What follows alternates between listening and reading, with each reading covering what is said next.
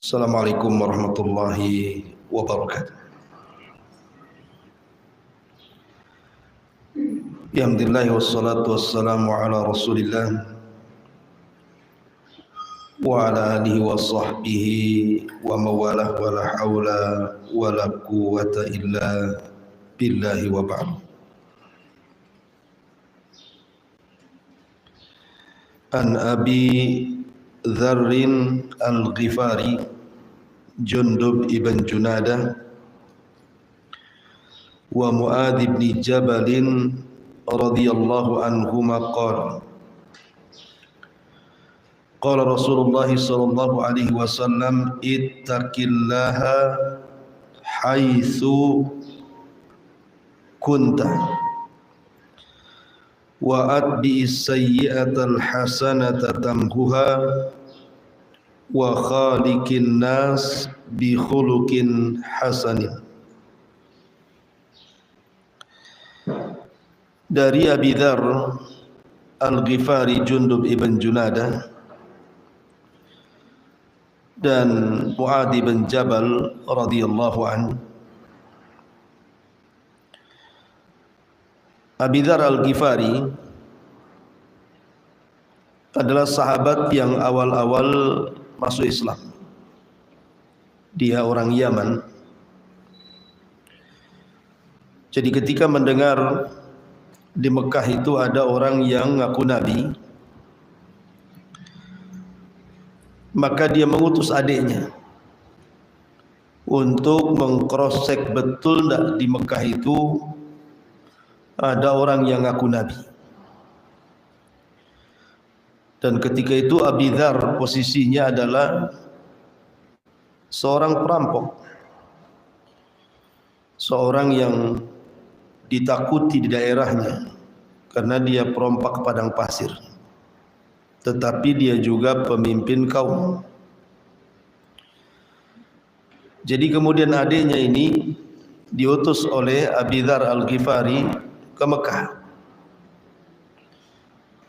dan akhirnya mendapatkan informasi tentang Nabi SAW dan akhlaknya. Tetapi Abi Dzar ini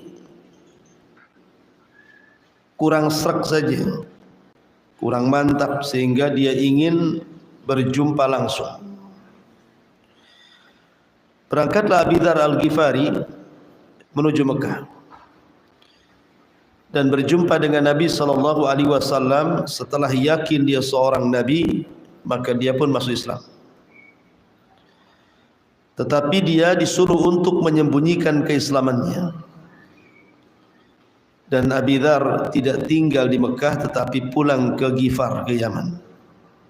Dan belakangan dia bisa mengislamkan kabilahnya. Lah Abi Dzar Al-Ghifari ini memang terkenal banyak meriwayatkan hadis Nabi SAW juga. Ada sekitar 300 hadis yang sampai kepada kita lewat jalur Abi Dzar Al-Ghifari, salah satunya hadis yang kita baca ini. Adapun Mu'adz bin Jabal ma'ruf, dia adalah pakarnya halal dan haram, sebagaimana yang diungkapkan Umar bin Khattab radhiyallahu an bahwa Mu'adz adalah alimnya dalam perkara halal dan haram. Maka Nabi SAW mengatakan Mu'adz pada hari kiamat akan lebih tinggi derajatnya dibandingkan para ulama biratutin, kata Rasul, dengan sekali lempar batu.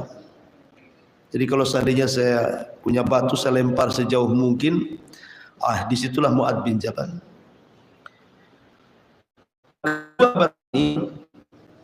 Meriwayatkan dari Nabi SAW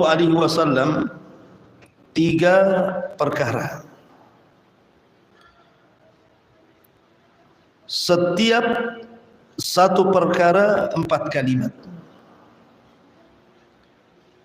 Pertama, ittaqillaha haitsu ma kun wa atbi'is sayyi'atal hasanata tamhuha wa khaliqin nas bi khuluqin hasan. Pertama, Nabi SAW mengatakan ittaqillaha haitsu makun. Bertakwalah kepada Allah dimanapun anda berada. Apa makna takwa itu? Ali bin Abi Thalib radhiyallahu an ketika ditanya makna takwa, beliau mengatakan takwa itu al-khaufu minal jalil wal amalu bitanzil wal qana'atu bil qalil wal isti'dad li yaumir rahim. Jadi takwa itu al khaufu minal jalil, takut kepada Allah, wal amalu bitanzil, mengamalkan apapun yang diturunkan dari Allah, wal qana'atu bil qalil, merasa cukup apapun yang diberikan Allah, wal isti'dad li yaumir rahim, kemudian persiapan untuk kehidupan setelah kematian. Itulah takwa. Jadi takwa itu, kata Ali bin Abi Thalib, terdiri dari 4 kalimat: takut kepada Allah, mengamalkan apapun yang diturunkan Allah, menerima apapun yang diberikan Allah, dan persiapan untuk setelah kematian. Ringkas tapi padat. Adapun Abdullah bin Mas'ud radhiyallahu an ketika ditanya soal takwa, Abdullah bin Mas'ud hanya memberikan permisalan. Bagaimana pendapatmu kalau engkau berjalan di sebuah jalan, jalan itu banyak durinya, banyak pakunya, banyak belingnya. Kira-kira kau berjalan seperti apa ke tempat itu? Maka Abdullah bin Mas'ud radhiyallahu an berikan pertanyaan seperti itu ketika ditanya soal takwa. Maka jawabannya, tentu kita akan berjalan hati-hati supaya jangan keinjak duri, keinjak paku dan beling. Itulah takwa, kata Abdullah bin Mas'ud. Maknanya jangan sampai kita ini terjerumus kepada yang haram.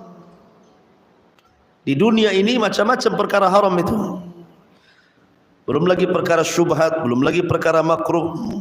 Kita hati-hati jangan sampai kemudian masuk ke yang haram, masuk ke yang syubhat, atau masuk ke yang makruh. Itulah takwa, kata Abdullah ibn Mas'ud radhiyallahu anhu. Intinya bahwa takwa adalah mengamalkan semua perintah Allah Subhanahu wa taala dan menjauhi larangan-larangan Allah itu secara global. Dan kalau orang sudah memiliki predikat takwa, maka dia orang yang paling dicintai Allah. Karena Allah berfirman, innallaha yuhibbul muttaqin. Allah itu suka dengan orang-orang yang bertakwa. Dan kalau dia menyandang predikat takwa, maka Allah akan bersamanya. Innallaha ma'al ladzina taqaw. Allah bersama orang-orang yang bertakwa.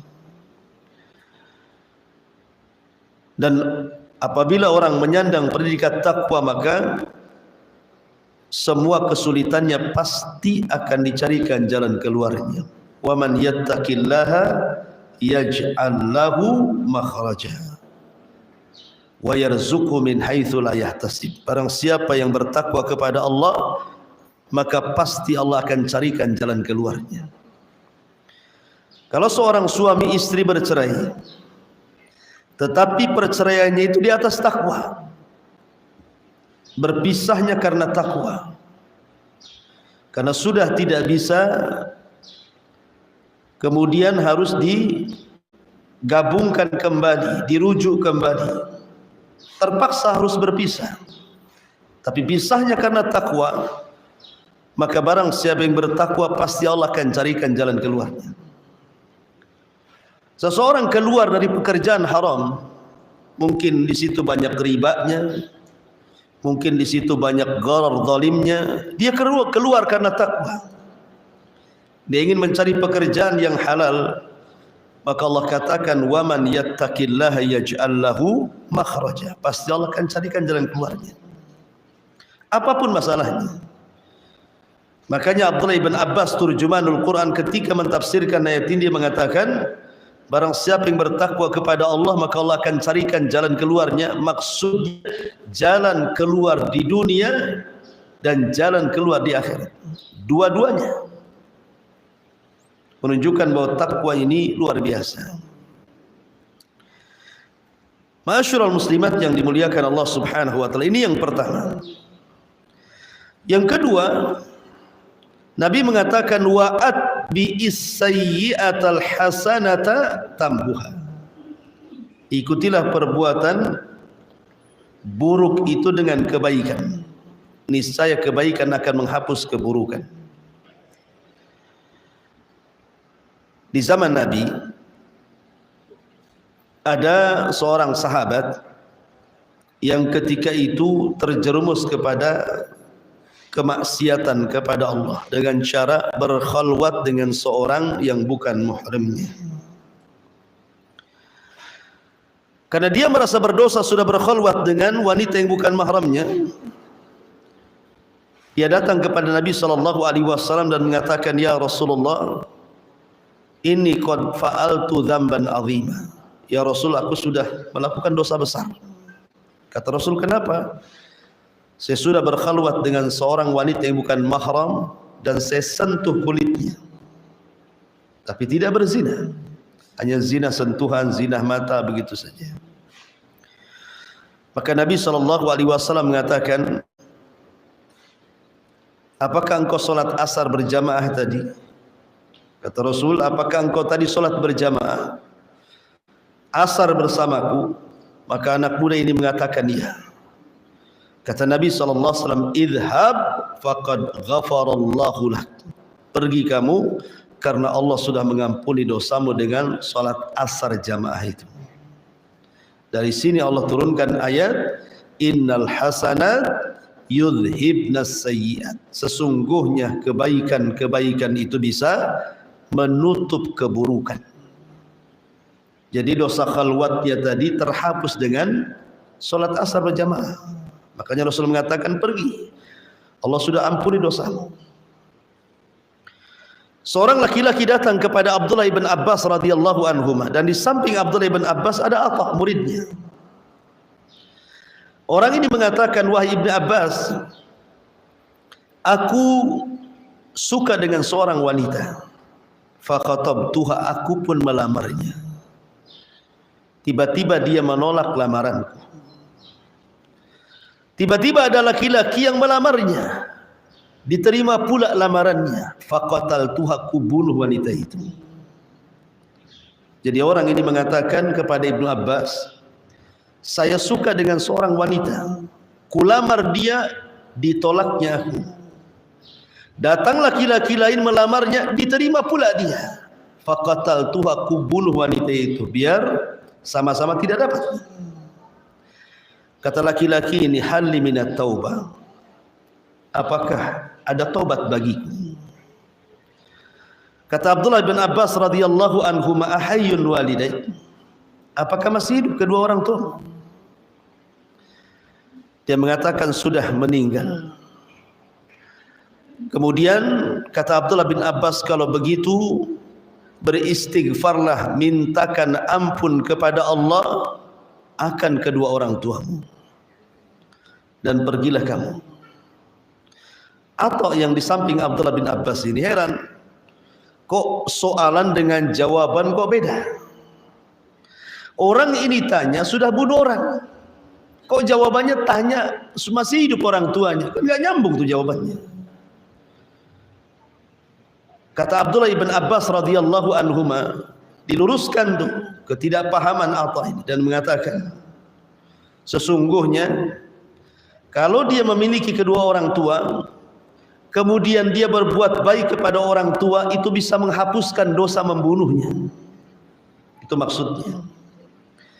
Dari sini Nabi SAW mengatakan, ikutilah perbuatan jahat itu dengan kebaikan, lah kebaikan ini akan menghapuskan kejahatan itu. Makanya di antara perkara-perkara seseorang itu dianggap taubatan nasuha, dianggap tobat betul-betul tobat. Pertama, mengakui bahwa dia melakukan dosa. Yang kedua, dia menyesal dengan perbuatan dosa. Yang ketiga, berjanji untuk tidak mengulangi dosa tersebut. Dan yang terakhir, mengikuti perbuatan dosa yang sudah dia lakukan dengan kebaikan. Artinya bahwa kalau seandainya dulu ibu mungkin baru tobat di usia 40 tahun baru mau sholat, yang dari umur 9 tahun sampai 40 tahun tak mau sholat, di usia 40 tahun hijrah pula mau sholat, maka ikutilah perbuatan buruk itu dengan kebaikan. Kalau dulu banyak meninggalkan sholat, maka sekarang perbanyak sholat sunnah. Selain sholat wajib, perbanyak sholat sunnah. Kalau dulu meninggalkan zakat, sekarang perbanyak sedekah. Kalau dulu di bulan Ramadan tidak pernah puasa, kemudian tobat di usia 40 tahun, ikutilah perbuatan puasa wajib dengan puasa-puasa sunnah yang lainnya. Gitu maksudnya. Supaya dosa-dosa yang pernah kita lakukan terhapus dengan kebaikan. Itu makna daripada wa'at bi sayyi'atal hasanata tamhuha.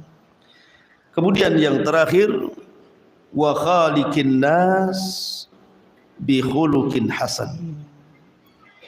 Dan pergaulilah manusia dengan akhlak yang baik. Bicara tentang husnul khuluq, tidak ada perkara yang paling banyak memasukkan manusia ke dalam sorga melebihi husnul khuluq, baik akhlak.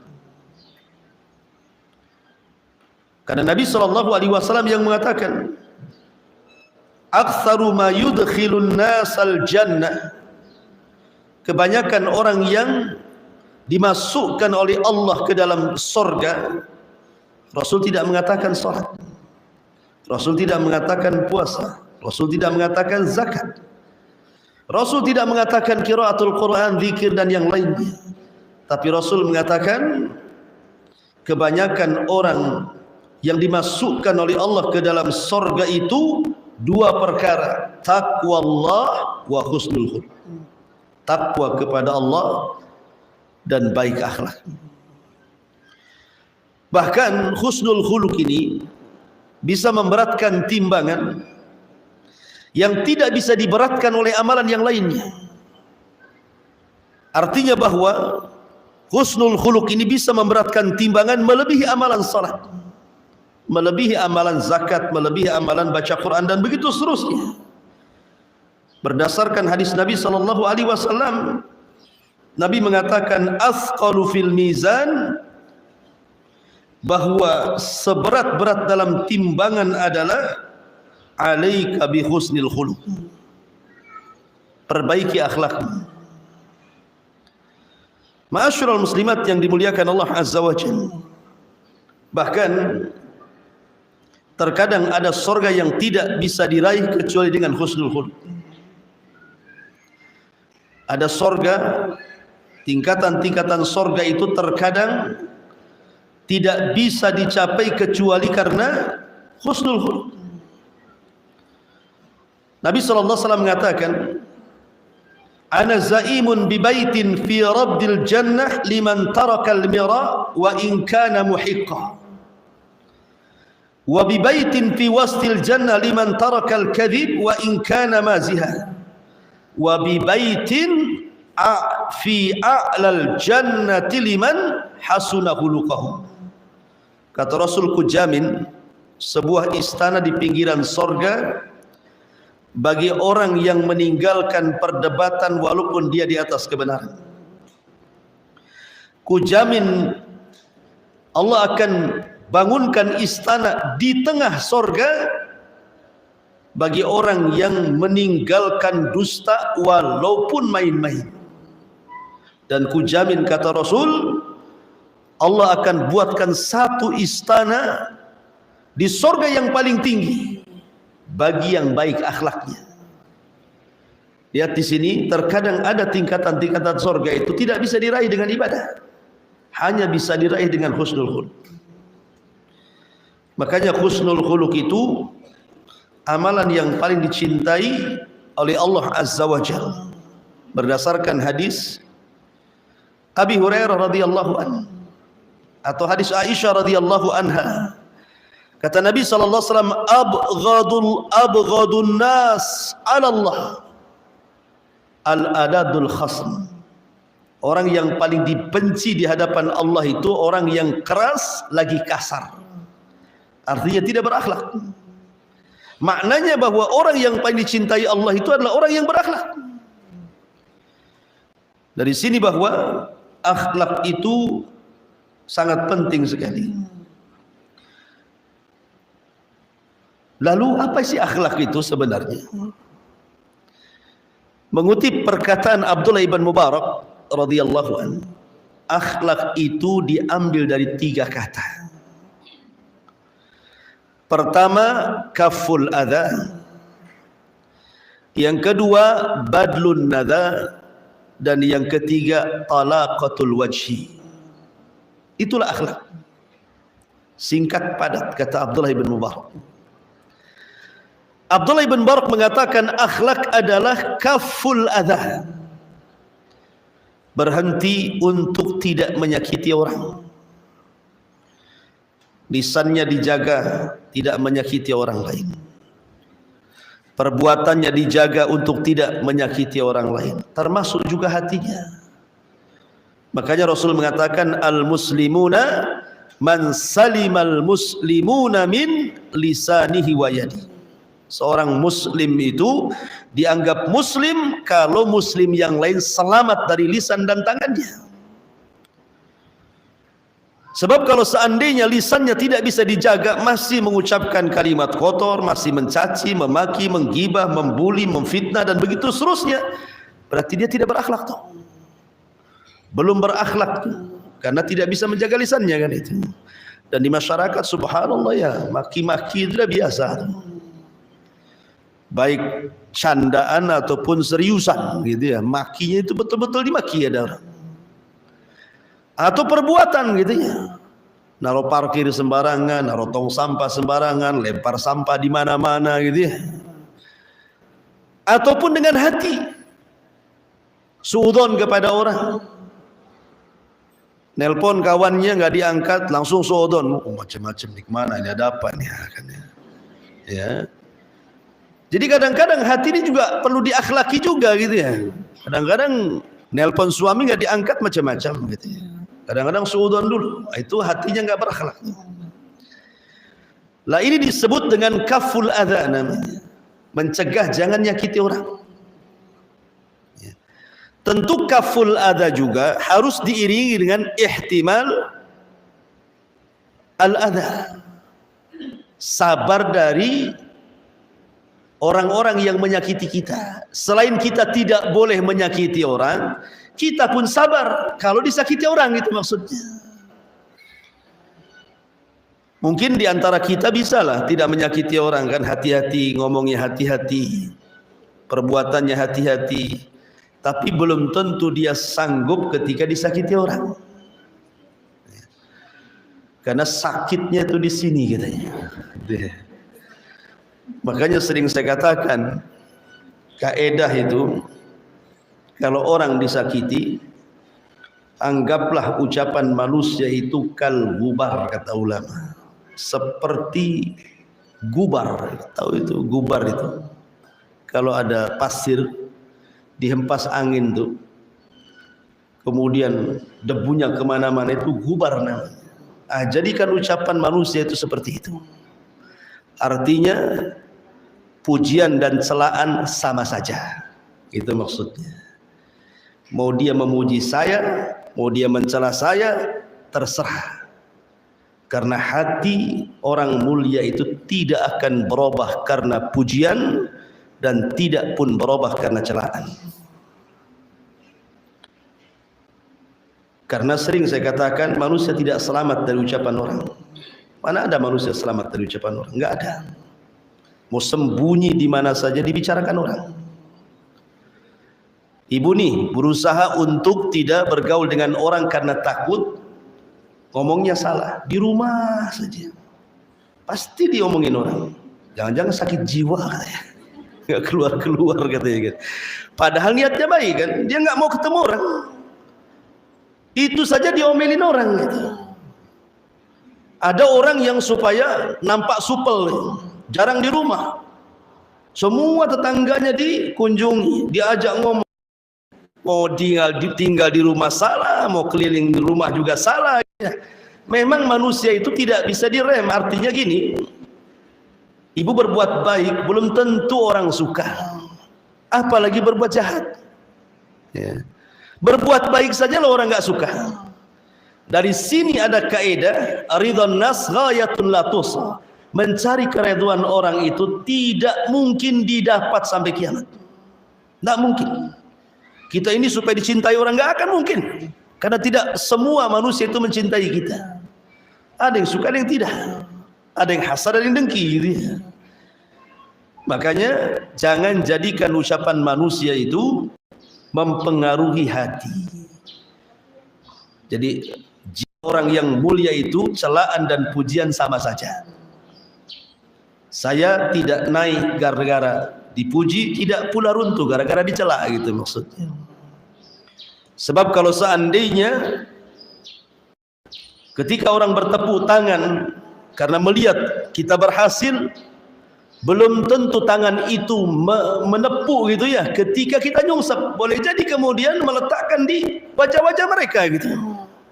Tangan itu juga yang mereka tepuk tangan, itu pula yang mereka tutup wajah mereka. Artinya bahwa manusia itu memang seperti itu.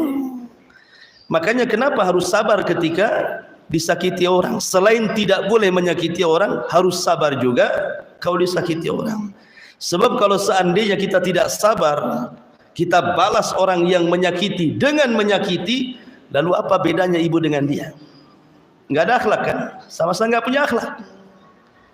Makanya jangan memindahkan bara api di hati orang marah ke hati kita. Orang marah itu kan banyak apinya tuh di hatinya, lagi membakar dia kan. Jangan dipindah pula hati ini apinya ke hati kita, masing-masing terbakar nanti kan. Kalau sudah gitu dua-duanya setan lah kan itu. Makanya supaya terbedakan mana orang baik mana orang jahat itu sabar gitu maksudnya. Itulah berakhlak artinya. Kemudian yang kedua, kata Abdullah ibn Mubarak, akhlak itu adalah badlu nada, memperhatikan hak orang lain. Jangan anania. Anania itu maksudnya egois. Pokoknya yang penting keluarga, yang penting saya, suami, anak, orang tua senang. Mau tetangga susah, terserah. Mau anak yatim susah, terserah. Mau fakir miskin gak makan, urusan dia. Itu tidak punya akhlak. Karena badlun nada itu artinya memperhatikan hak orang lain. Ketika seseorang memperhatikan hak orang lain, kita makan, berarti dia sehingga peka sosialnya, dia membantu fuqara wal masakin, anak-anak yatim, orang-orang yang membutuhkan, berarti dia telah berakhlak karena dia memperhatikan hak orang. Namanya badlun nada. Dia berusaha sekuat tenaga membantu orang. Dengan ilmunya dia bantu dengan pengetahuannya, dengan tenaganya dia bantu dengan tenaganya. Kalau ada harta dia bantu dengan hartanya. Fa amman a'ta wattaqa wa saddaqa bil husna fasanuyassiruhu lil yusra. Kemudian yang ketiga, talaqatul wajhi.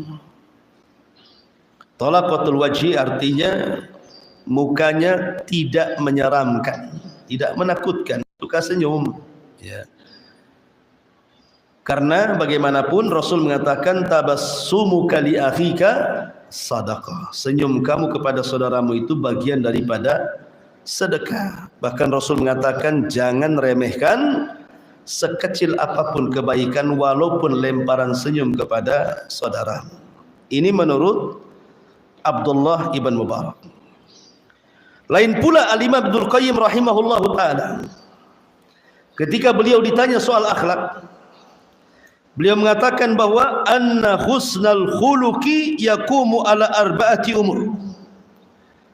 bahwa baik akhlak itu didasari karena 4 perkara.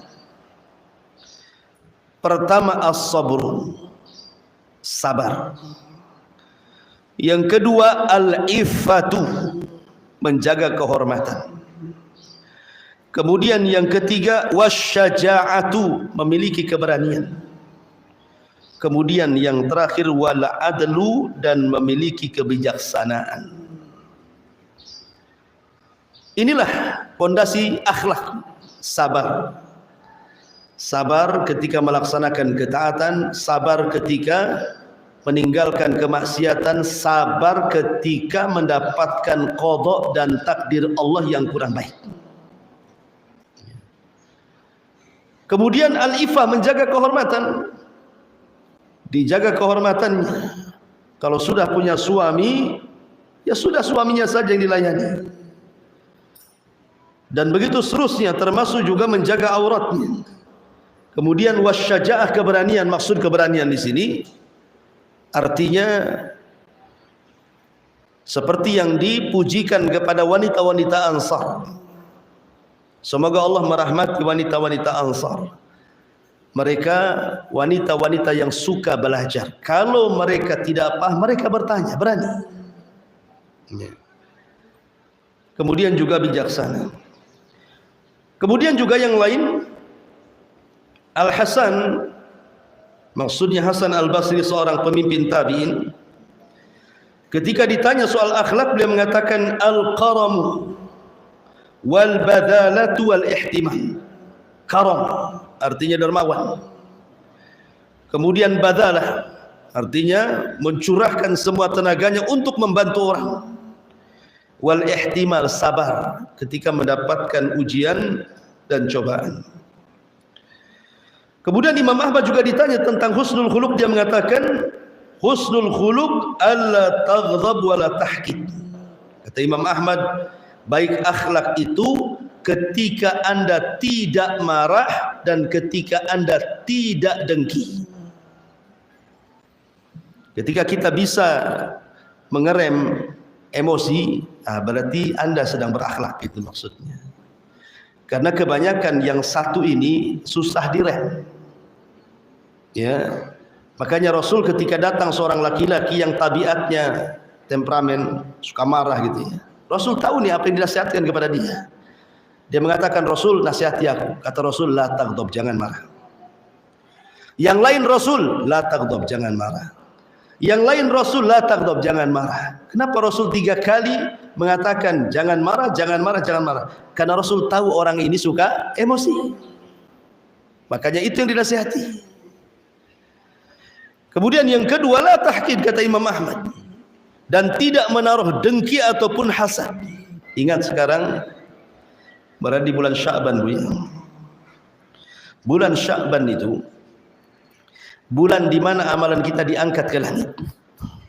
Dalam hadis Usamah bin Zaid radhiyallahu anhu, dia bertanya kepada Nabi SAW, ya Rasulullah, kenapa engkau berpuasa lebih banyak dari bulan-bulan yang lainnya di bulan Sya'ban? Ada apa? Maka Nabi SAW mengatakan, dzaka syahru yaghfulun nasu anhu bainar rajabi wa sya'ban wa huwa syahru turfa'u fiha al-a'mal wa ana uhibbu an yurfa' amali wa ana sha'im. Kata Nabi SAW, bulan Sya'ban itu bulan yang dilalaikan manusia. Maksud dilalaikan manusia begini, karena Sya'ban itu terjepit di antara 2 bulan mulia. Rajab bulan mulia, Ramadan bulan mulia, Sya'ban bukan mulia, terjepit di antara 2 bulan mulia. Makanya dia lalaikan. Karena kebanyakan orang kalau masuk Sya'ban itu terfokus Ramadan, sehingga sebagian orang fokus cari kerja, cari uang supaya nanti Ramadan itu senang. Ini dia. Kalau ibu-ibu ya sudah ngumpulin minyak goreng, tepung, karena takut mahal, kan itu. Jadi Sya'ban itu sudah persiapan tuh. Persiapannya urusan dunia saja. Makanya kenapa Rasul mengatakan yaghfulun nasu anhu, lalai. Padahal bulan Sya'ban ini bulan diangkatnya amal. 1 bulan lagi, coba bayangkan. Kalau harian kan diangkatnya amal nunggu subuh atau nunggu asar kan itu. Kalau mingguan nunggu Senin, nunggu Kamis. Ini 1 bulan nih. Coba diangkat amalannya, mau siang, mau malam, jam berapa saja diangkat amalannya. Makanya kenapa? Karena bulan ini bulan yang dilalaikan manusia padahal tempat diangkatnya amal. Maka siapapun ibadah di waktu manusia lalai, maka ibadah itu sangat istimewa. Sama dengan duha. Waktu duha itu kan waktu orang sibuk dengan dunia, yang pasar ya ke pasar, yang tani ya ke sawah, yang ladang ke ladang. Tiba-tiba Anda keluar kemudian sholat duha, artinya keluar dari dunia, itu namanya. Makanya sholat duha disebut sholatul awabin, sholatnya orang yang bertobat, kembali kepada Allah Azza wa Jalla. Makanya istimewa nilainya. Lah sama juga ibadah di bulan Sya'ban itu juga sama, karena manusia banyak yang melaikan bulan Sya'ban. Kalau kita tidak lalai, berarti memang kita ada istimewa. Yang kedua, setiap ibadah yang nempel dengan ibadah wajib, berdekatan dengan ibadah wajib, biasanya amalan itu istimewa. Contoh rawatib, ada qobliyah, ada ba'diyah. Solat yang bisa menempel solat wajib hanya qobliyah, ba'diyah, itu disebut dengan sunanul rawatib. Makanya puasa Sya'ban ini adalah qobliyah puasa Ramadan. Kemudian Syawal ba'diyah puasa Ramadan. Sama dengan rawatib, ada qobliyah, ada ba'diyah. Lah puasa juga sama, ada qobliyah, ada ba'diyah, gitu maksudnya. Nah, setiap amalan sunnah yang mendekati wajib berarti istimewa nilainya. Makanya jangan disia-siakan. Aisyah radhiyallahu anha ketika punya hutang puasa tahun kemarin, dibayarnya Sya'ban, tahun depannya gitu ya. Karena ingin memperbanyak puasa di bulan Sya'ban, maka qadha Ramadan pun terkadang diambil bulan Sya'ban, karena Rasul tidak pernah puasa sebanyak, maksudnya sunnah sebanyak di bulan Sya'ban. Tetapi sayang, ada orang yang dari Ramadan kemarin sampai bulan Sya'ban sekarang amalannya tidak diangkat. Siapa mereka? Kok ada orang-orang yang dari Ramadan tahun kemarin sampai Sya'ban sekarang loh amalan tidak diangkat-angkat? Kata Nabi SAW, 2 orang. Pertama, al-musyrik. Yang kedua, al-musyahid. Musyrik itu artinya menyekutukan Allah, ma'ruf musyrik. Orang yang menyekutukan Allah disebut musyrik. Dan Allah katakan, la in asyrakta la yahbatanna amaluka wa la takunanna minal khasirin. Kalau engkau menyekutukan Allah Subhanahu wa taala, hancur lebur amalanmu dan engkau termasuk orang yang merugi. Artinya syirik itu menggugurkan amal. Kalau gugur amalannya, apa yang mau diangkat ke langit? Enggak akan diangkat, enggak ada amalan yang mau diangkat. Yang kedua, musyahin. Musyahin inilah yang dikatakan Imam Ahmad, hatinya penuh dengan hasad dan dengki. Kalau dalam hatinya penuh dengan hasad dan dengki, yang berujung akhirnya memutuskan silaturahim, tidak akur dengan orang tuanya, tidak akur dengan saudaranya, tidak akur dengan tetangganya, tidak akur dengan saudara kerabat, teman-temannya, maka alamat 1 tahun amalan kita enggak diangkat. Makanya Nabi SAW mengatakan apa? Iyyakum wal hasad, fa innal hasada ya'kulul hasanat kama ta'kulun narul hatab. Hati-hati kalian, jangan dengki, jangan hasad. Karena hasad itu menghapuskan kebaikan-kebaikan seperti api melalap kayu bakar sehingga jadi debu. Lah kalau sudah jadi debu, apa yang mau diangkat? Makanya kenapa amalan di bulan Sya'ban itu adalah membersihkan hati. Jangan ada hasad, jangan ada dengki, jangan ada dendam. Yang pernah berbuat salah minta maaf gitu ya, supaya tidak sia-sia amalan yang sudah dikumpulkan malaikat setahun itu bisa diangkat dan dilihat Allah di Sidratil Muntaha. Maka di antara akhlak adalah tahkid, jangan ada dengki, kata Imam Ahmad. Kemudian juga Imam Sya'bi rahimahullah ta'ala juga mengatakan tentang husnul khuluq adalah wal atiyatu wal bishrul hasan, suka memberi dan memberikan kabar gembira. Artinya senang dikala orang senang, susah dikala orang susah. Jangan pula senang dikala orang susah, susah pula dikala orang senang. Nah, itu enggak jelas sih. Ya. Kalau orang lagi susah, tepuk tangan lah ibu. Kalau orang lagi senang, nutup pula tangan itu di muka.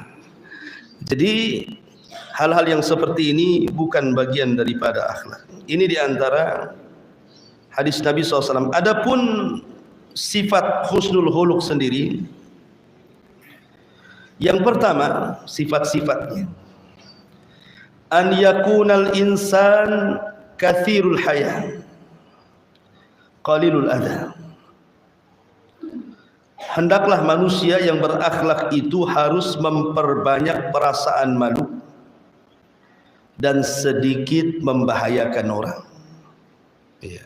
Jangan sampai membahayakan orang, menyakiti orang. Dan malu itu tidak mendatangkan kecuali kebaikan. Yang kedua, katsirus salah, saduqul lisan, qalilul kalam. Berusaha untuk memperbaiki, kemudian jujur dalam ucapan, kemudian sedikit bicara. Karena orang yang sedikit bicara, sedikit keplesetnya biasanya. Tapi kalau orang banyak bicara, biasanya banyak keplesetnya. Kemudian yang ketiga, katsirul amal, qaliluz zalal, qalilul fudul. Banyak beramal, sedikit tergelincir, dan tidak suka berlebih-lebih dalam hal apapun, dalam makan, dalam ucapan, dalam perbuatan gitu ya. Kemudian yang keempat, barran wusulan, barran wusulan, waquran saburan, syakuran radiyan haliman rafiqan afifan syafiqah. Suka berbuat baik kepada orang tua, menyambung silaturahim, tenang, sabar, syukur, ridha, lembut, menjaga diri dan kehormatan, dan penuh dengan kasih sayang dan kelembutan. Kemudian yang nomor 5, la la'anan wala sabbaban wala namaman wala mughtaban wala ajulan wala haqudan wala bakhilan wala hasudan. Tidak suka melaknat, tidak suka mencela, tidak suka ngadu domba, tidak suka menggibah, tidak suka tergesa-gesa, tidak suka mendengki, tidak bakhil, dan tidak hasad. Nah, ini juga diantara sifat husnul khuluq. Kemudian yang terakhir, basyashan hasyashan, yuhibbu fillah wa yarda fillah wa yaghdab fillah. Senantiasa lembut, murah senyum, sumringah, cinta karena Allah, redha karena Allah, marah pun karena Allah Subhanahu wa ta'ala. Inilah diantara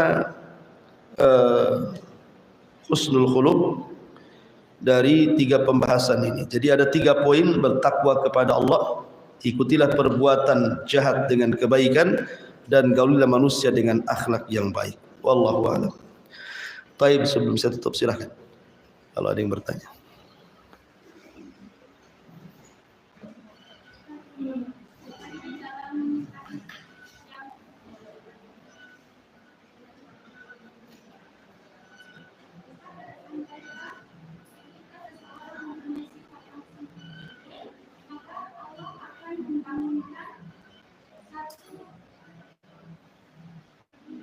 Rumah, satu istana.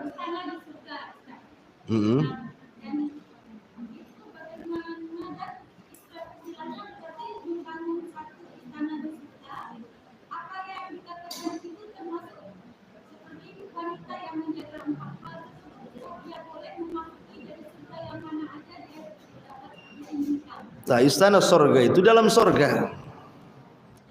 Istana itu di dalam. Dan seorang mukmin apabila masuk sorga, paling sedikit dia dapat 2 istana. Mana ayatnya? Liwaliman khafa maqama rabbih jannatan. Dan bagi orang yang takut kepada Allah, Allah berikan 2 surga, 2 istana. Memang istana solid milik dia. Yang kedua, istana warisan orang kafir yang tidak masuk surga. Masing-masing orang itu dibangunkan rumah di surga, hatta orang kafir. Tapi ketika orang kafir masuk neraka dan tidak kembali ke surga, maka istananya diwariskan kepada orang beriman. Makanya paling sedikit orang yang beriman dapat 2 surga. Tapi bisa lebih tergantung amalannya. Ini paling sedikit. Maksudnya dapat 2 istana gitu ya. Istana yang terbuat dari emas dan perak.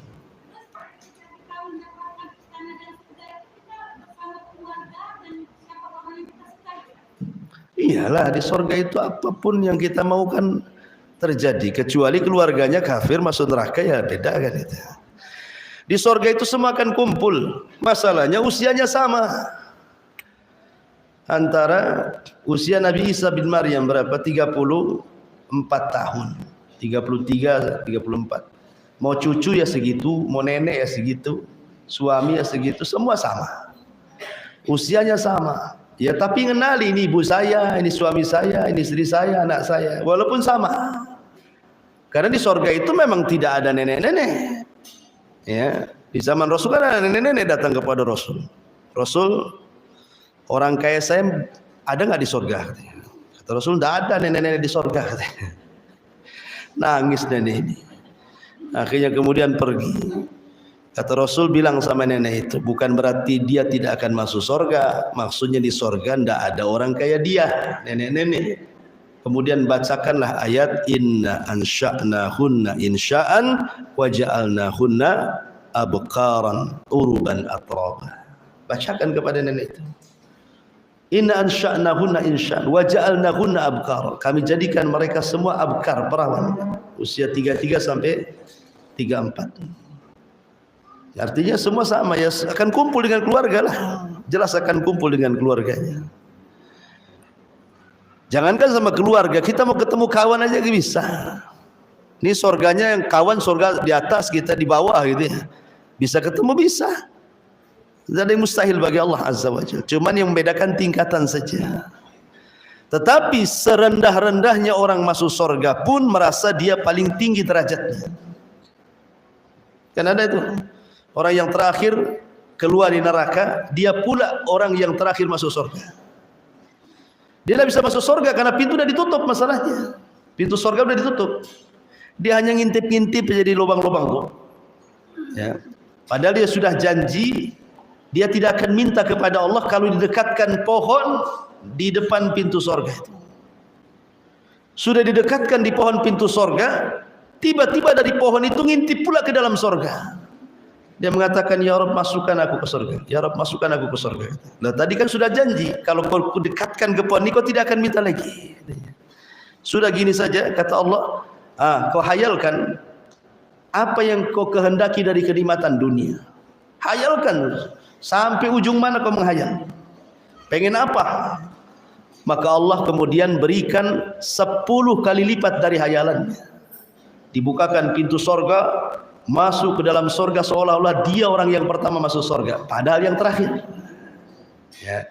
Artinya surga itu melupakan semuanya gitu maksudnya. Ya nggak bisa dibayangkan nikmatnya gimana kan surga itu. Allahu a'lam. Ya,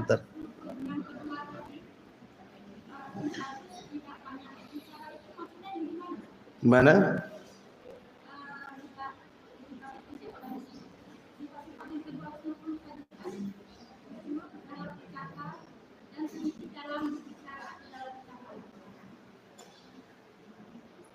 Oh, katsirus shalah wa saduqul lisan qalilul kalam gitu maksudnya. Ya sedikit bicara itu ya bicara yang perlu-perlu saja. Ya kalau tidak ada manfaatnya ngapain bicara? Kan itu bagian daripada etika akhlak kan gitu ya. Artinya sedikit bicara itu bukan berarti tidak boleh bicara. Bicaralah sesuatu yang baik, karena Rasul mengatakan falyakul khairan aw liyasmut kan itu ya. Ucapkan kalimat yang santun, kalau tidak bisa diam, wasumtu najah, diam itu selamat. Kalau kita tidak bisa, contoh nih, ibu lagi bertengkar dengan suami, contoh saja. Seorang wanita, kata Nabi SAW, apabila idza ghadiba ahadukum fal yaskut. Kalau lagi emosi, diam. Kan itu ya kata Nabi kan. Tapi kalau laki-laki, fal yakhruj, keluar. Itulah bedanya solusi laki-laki dengan perempuan. Kalau suami lagi marah, biarkan dia keluar. Jangan ditutup pula pintunya, dikunci. Lewat jendela dia. Biar dia keluar, cari angin di luar. Tapi kalau perempuan, kata Rasul, falyaskut, diam. Bukan keluar, jangan dibalik pula. Laki-lakinya diam, ibunya pula yang keluar. Artinya kalau perempuan diam, ya karena diam itu selamat. Ya, diam itu selamat. Ya mungkin salah satu contoh halaknya seperti itu. Daripada kemudian ngomel, apalagi kemudian risit dari 2000 berapa gitu keluar semua. Tanggal-tanggal sehari-harinya, engkau hari ini begini begitu begini macam-macam. Suaminya pergi kan, ibu baca aja kan, kasus dulu diungkap lagi. Jadi itu maksudnya sedikit bicara, maklumlah sedikit bicara. Bukan berarti tidak boleh banyak bicara, boleh banyak bicara kalau ada manfaatnya. Karena pembicaraan manusia itu ada 3. 1, berpahala. 2, berdosa. 3, tidak berpahala, tidak berdosa. Yang dihisab cuma 2, tapi berpahala tidak berdosa juga dicatat. Tapi yang dihisab cuma 2, yang berpahala dan yang berdosa. Yang tidak ada pahala dosa tidak dihisab, cuma dicatat. Mau kemana ibu? Kan nggak ada pahala, nggak ada dosa, ya kan? Nanya, itu nggak ada pahalanya, nggak ada dosanya juga, hanya nanya saja. Ya. Tapi kalau umpamanya sudah sholat belum? Itu sudah pahala ngajak sholat kan? Ya. Ayo kita gibah yuk, itu dosa itu kan. Itu kan semua kan itu adalah beda-beda kan. Tetapi yang dihisab itu cuma 2 kan, yang terkandung dosa dan pahala saja. Kalau ucapan yang nggak berdosa, nggak berpahala, yang nggak akan dihisab, tapi dicatat, tetap dicatat. Karena keumuman firman Allah Subhanahu Wa Taala, ma yalfidu min qaulin illa ladaihi raqibun atid. Tidaklah satu lafaz yang dikeluarkan manusia, apapun lafaznya, kecuali ditulis raqib dan atid. Iya, wallahu a'lam.